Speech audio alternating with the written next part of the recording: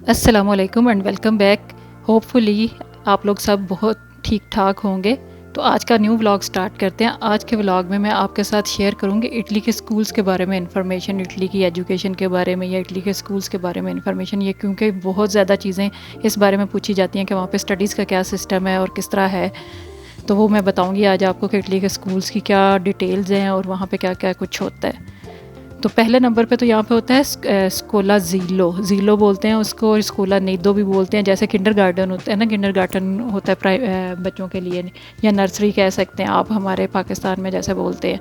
तो वहाँ पे सबसे पहले तो वो होता है, उसमें ये बच्चा लेते हैं 3 इयर्स से अबव तक। 3 ईयर से ऑनवर्ड्स ले लेते हैं ये बच्चा, मतलब 2.5 से या 3 ईयर से, इट डिपेंड्स। क्योंकि यहाँ पे मोस्टली जो पेरेंट्स होते हैं, जो इटालियंस होते हैं, तो वो पेरेंट्स दोनों जॉब कर रहे होते हैं। तो इस वजह से फिर वो अपने बच्चे का एडमिशन जल्दी करवा देते हैं। तो ज़ीलो में यहाँ पे बच्चा रहता है 6 इयर्स की एज तक, चाहे आपने 3 इयर्स का एडमिशन करवाया, उसका 4 इयर्स का एडमिशन करवाया या 5 इयर्स का। तो ये कंपलसरी नहीं होता कि आपने 3 इयर्स का ही उसका एडमिशन करवाना है। It depends on you. अगर आप लोगों ने उसका 4 इयर्स का भी एडमिशन करवाना है तो करवा सकते हैं। एक लेटर आपको ज़रूर आ जाता है, क्योंकि यहाँ पे वो सारा नाम वगैरह उनका मेंशन होता है। लेटर आपको ज़रूर आ जाता है कि आपके बच्चे का एडमिशन करवाना है। लेकिन आगे से आपकी अपनी चॉइस है कि आप उसको 4 इयर्स का करवा दें या 5 इयर्स का भी इवन करवा सकते हैं। तो मेन पर्पज़ यहाँ पे तो इनकी मेन लैंग्वेज होती है इटालियन। तो अगर ये बच्चा यहाँ पे ये ज़ीलो में चला जाता है तो ये उसके लिए बेस्ट हो जाता है, क्योंकि उसकी लैंग्वेज की काफ़ी ज़्यादा लैंग्वेज बैरियर जो है उसका ख़त्म हो जाएगा। जब वो नेक्स्ट स्कूल में जाता है, प्राइमरी लेवल पे जाता है, तो उसको लैंग्वेज की प्रॉब्लम नहीं होती। तो इट डिपेंड्स कि आपने 3 इयर्स के बच्चे का एडमिशन करवाना है या 4 इयर्स का। लेकिन यहाँ पे ज़ीलो में जो बच्चा है वो 6 इयर्स तक है। 6 इयर्स के बाद जो बच्चा इन्होंने प्रमोट करना होता है, यानी 6 ईयर जब बच्चे की एज हो जाती है तो उसके बाद इन्होंने बच्चा प्रमोट करना होता है प्राइमरी सेक्शन में। तो ज़ीलो में ये होता है, ज़ीलो में इनकी फ़ीस वगैरह एज सच नहीं होती। मतलब 2 किस्म के ज़ीलो होते हैं, एक होता है प्राइवेट ज़ीलो और एक होता है इनके कम्युने का सिस्टम। तो कम्युने के सिस्टम में उनकी फ़ीस वगैरह नहीं होती है, लेकिन उसमें ये है कि आपको खाने के पैसे पे करने पड़ते हैं। मोस्टली ज़ीलोज़ में ये है कि खाना जो है वो कंपलसरी उन्होंने रखा होता है कि बच्चे ने खाना यहीं पे खाना है। तो उसके पैसे पर डे के हिसाब से पे करने पड़ते हैं। मंथ में जितने डेज़ होते हैं उस हिसाब से उसकी पेमेंट होती है। तो फीसिस वगैरह नहीं होती और एज सच बुक्स वगैरह का भी सिस्टम इसमें नहीं होता कि इसमें कोई स्पेसिफिक बुक्स वगैरह चाहिए होती हैं। ये सिर्फ जो लास्ट ईयर है उसमें जाके, ये जैसे वो 5 ईयर से 6 ईयर तक लास्ट वाला जो ईयर होता है उसमें उनको लिखना पढ़ना थोड़ा सा वो सिखाते हैं। अदरवाइज़ पहले तो वो उनकी ओरल लर्निंग ही करवा रहे होते हैं।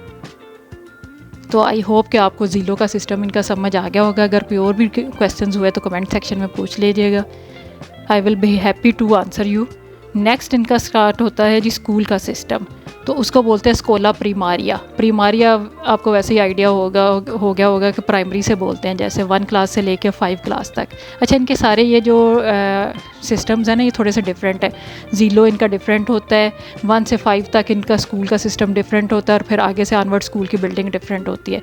ये इस तरह नहीं करते कि एक ही स्कूल में, जैसे मोस्टली हम लोगों ने जो पाकिस्तान का देखा होता है कि उसमें बीच में भी किंडरगार्टन में भी सेपरेट हो जाए, लेकिन 1 से ऑनवर्ड स्कूल इकट्ठा होता है। लेकिन इनके ये है कि ये कैंपसेस इनके डिफरेंट होते हैं। स्कोला ज़ीलो जो है वो सेपरेट होता है। स्कोला प्रीमारिया यानी 1 से 5 तक जो है वो इनका कैंपस डिफरेंट होता है, और फिर उसके बाद आगे से नेक्स्ट जो स्कूल स्टार्ट होता है वो होता है।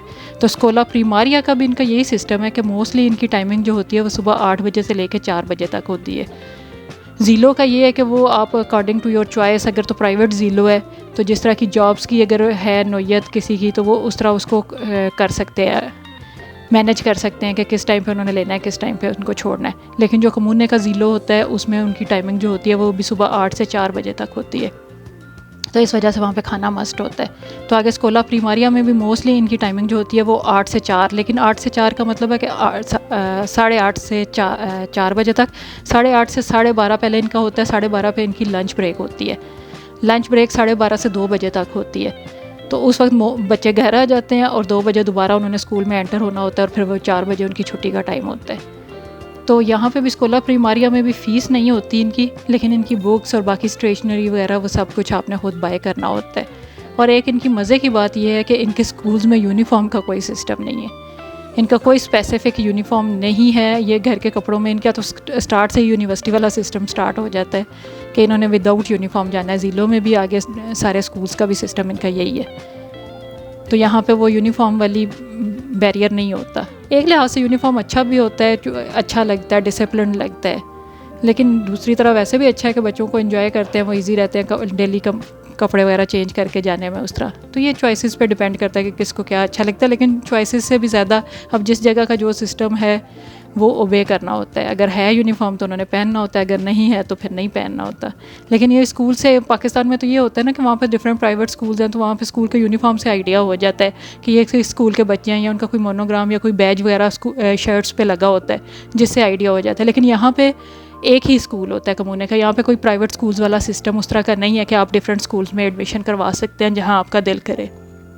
ये पॉसिबल नहीं है। जिस एरिया में रह रहे हैं वहाँ पे ही उस एरिया के स्कूल में ही आपने एडमिशन करवाना है, और ये उस स्कूल की रिस्पॉन्सिबिलिटी होती है कि उन्होंने उस बच्चे का एडमिशन लेना होता है। क्योंकि वहाँ पे जैसे एक पूरा गांव है या पूरा एरिया जिसको आप कह सकते हैं, तो उनके जितने भी बच्चे हैं वो उसी एक स्कूल में जाएंगे और उनकी सेम स्कूलिंग होगी। और होमवर्क वगैरह का इनका सिस्टम उसी तरह का है कि ये होमवर्क वगैरह बच्चे को देते हैं तो वो बच्चे ने घर आके करना होता है। बाकी इनका पेपर्स का सिस्टम ये है कि ये बीच में टेस्ट इनके लेते रहते हैं, तो उसी तरह उनका रिज़ल्ट अरेंज होता रहता है। इनकी क्लासेस स्टार्ट होती हैं सितंबर से जून तक, और इनका पूरे साल का पहले से प्री प्लान्ड होता है। ये नहीं है हमारे मुल्क की तरह के गर्मी आगे होगी है तो छुट्टियां आगे हो जाएंगी, गर्मी ज़्यादा कम होगी है तो छुट्टियां पीछे हो जाएंगी, इस तरह का कोई सिस्टम नहीं है। इनका हर वक्त जब भी स्कूल स्टार्ट होना होता है वो 12 सितंबर से लेके 8 जून तक होता है। 8 जून को इनको मस्त छुट्टियाँ हो जाती हैं। 8 जून से लेकर 11 सितंबर तक इनकी 3 मंथ्स की समर हॉलीडेज़ होती हैं जो इनको होनी होती है, और ये इनका प्री प्लान्ड होता है सारे का सारा सिस्टम। ऐसे कभी भी नहीं हुआ कि इन्होंने अपनी छुट्टियां आगे पीछे की हों या कुछ भी इनकी उस चीज़ में चेंजेस आई हो। इनके कैलेंडर के ऊपर वो मेंशन होता है तो वो उसी तरह होनी होती हैं सारी की सारा इनका जो प्लान है। और स्कूल रिज़ल्ट्स का भी इनका यही सिस्टम है कि फ़र्स्ट टर्म, सेकंड टर्म और थर्ड टर्म के रिज़ल्ट्स मिलते रहते हैं। लेकिन वो टर्म्स इस तरह इंक्लूड होती हैं कि बीच में ये जो कुछ टेस्ट लेते रहते हैं, समटाइम्स ये बता के लेते हैं, समटाइम्स ये वैसे ही ले लेते हैं अचानक से, तो उनके नंबर्स उस तरह काउंट होते हैं। फिर उस तरह थोड़ा सा बच्चे पे ज़्यादा बर्डन हो जाता है। अगर वो पहले बता के, जिस तरह पेपर्स वाला सिस्टम होता है उस तरह अगर लें तो चले, फिर वो पता होता है बच्चे को कि उसने तैयारी करनी है। लेकिन समटाइम्स ये अचानक जितना भी पढ़ाते हैं 1 वीक या 2 वीक के बाद उसका ले लेते हैं टेस्ट, या 1 मंथ में एक दफ़ा ले लेते हैं। तो इस तरह का इनका ये सिस्टम होता है। उसके बाद नेक्स्ट इनका स्टार्ट होता है जी स्कोला सेकेंडारिया। स्कोला सेकेंडारिया या हमारे स्कूल में जैसे वो मिडल स्कूल्स होते हैं हमारे मुल्क में, तो वो 6 से 8 क्लास तक होता है। वहाँ पे ये 3 क्लासेस होती हैं, 6, 7 और 8। तो उनका भी ऑनवर्ड्स यही सिस्टम है। स्कोला प्राइमरिया का एक और बात मैं आपको बता दूं कि इनकी जो टीचर्स इनको 1 क्लास में मिलती हैं, जो भी टीचर्स मिलते हैं, मेल्स मिलते हैं या फीमेल्स मिलती हैं, तो वो 1 से लेके 5 क्लास तक मोस्टली स्कूल्स में, 90% स्कूल्स में इटली में 1 से लेके 5 तक वही टीचर्स इनके साथ आगे जाती हैं। चेंज नहीं होती कि जैसे 1 क्लास में और हैं तो 2 क्लास में और हैं तो 3 क्लास में और हैं, ऐसे पॉसिबल नहीं है। तो स्कोला सेकेंडारिया में आगे से ये 6 क्लास में जब ये एंटर होते हैं तो फिर वहाँ पे भी यही सिस्टम है कि वहाँ पे भी बुक्स वगैरह या स्टेशनरी वो खुद लेना होता है, तो फ़ीस का सिस्टम नहीं होता। लेकिन उनकी थोड़ी सी बुक्स वो ज़्यादा कॉस्टली हो जाती हैं जिस तरह आगे ऑनवर्ड्स होती हैं, तो फ़ीस का सिस्टम वहाँ पे भी नहीं होता है। तो ओवरऑल इनकी स्कूलिंग, इनकी मेन लैंग्वेज जो है वो इटालियन है। तो ये मोस्टली यूरोप में ये जो है ये अपनी लैंग्वेजेस को लेके बहुत ज़्यादा होते हैं कि हमारी लैंग्वेज जो है उसको प्रेफरेंस मिले, या हम लोग इस कंट्री में रह रहे हैं, ये हमारी लैंग्वेज है तो हर एक ने उसी को ओबे करना है। तो ये उस मामले में कंप्रोमाइज़ नहीं करते। इंग्लिश यहाँ पे होती है, इंग्लिश ये 1 क्लास से स्टार्ट करते हैं, 1 क्लास से ऑनवर्ड इनकी इंग्लिश स्टार्ट होती है। लेकिन वो बहुत उसी तरह ही होती है जैसे हमारे मुल्क में कोई भी चीज़ एक माइनर सी लैंग्वेज है तो उसको, जैसे हमारे मुल्क में इंग्लिश को बहुत ज़्यादा इंपॉर्टेंस दी जाती है कि ये इंटरनेशनल लैंग्वेज है, यहाँ पे उस तरह नहीं है। यहाँ पे समझी जाती है इंग्लिश इटली में, लेकिन उस लेवल पे नहीं। जो आगे तक पढ़ते हैं, आगे जैसा स्टडीज़ करते हैं या जिनका इंग्लिश में इंटरेस्ट होता है वो कुछ समझ भी लेते हैं और बोल भी लेते हैं। लेकिन मोस्टली ये लोग प्रेफर करते हैं कि इनकी अपनी लैंग्वेज जो है वो उसी को प्रेफर करते हैं, इटालियन को। तो इंग्लिश इनके साथ स्टार्ट होती है 1 क्लास से, ऑनवर्ड जाती है। आगे 6 क्लास में जाके इनके पास ऑप्शंस होते हैं कि इन्होंने एक लैंग्वेज रखनी होती है। वो फ्रेंच भी हो सकती है, स्पेनिश भी हो सकती है, इंग्लिश भी हो सकती है। तो वो इनकी चॉइस पे डिपेंड करता है बच्चों के कि उन्होंने कौन सी रखनी है। तो आई होप आपको इस व्लॉग में काफ़ी ज़्यादा इनके स्कूल्स की इन्फॉर्मेशन मिल गई होगी। तो इसके अलावा भी अगर आपके कोई क्वेश्चंस हैं इनकी स्टडी से रिलेटेड, इनके स्कूल से रिलेटेड, तो आप कमेंट सेक्शन में पूछ सकते हैं, तो मैं आपको मज़ीद उनकी इन्फॉर्मेशन बता दूंगी। इसके बाद इनका स्टार्ट होता है स्कोला सुपीरियोरे।